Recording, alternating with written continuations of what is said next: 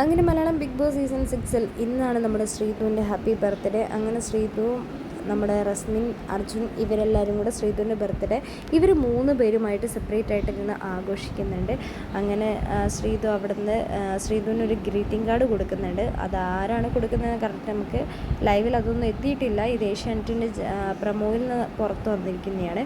അപ്പോൾ ഒരു greeting card കിട്ടിയിട്ടുണ്ട് നമ്മുടെ ശ്രീതുവിന്. അർജുൻ കൊടുത്താണോ ഇനി റസ്മിൻ കൊടുത്താണോ എന്ന് നമുക്കറിയില്ല. ഇനി രണ്ടുപേരും കൂടെ ചേർന്ന് കൊടുത്താണോ എന്ന് നമുക്കറിയില്ല.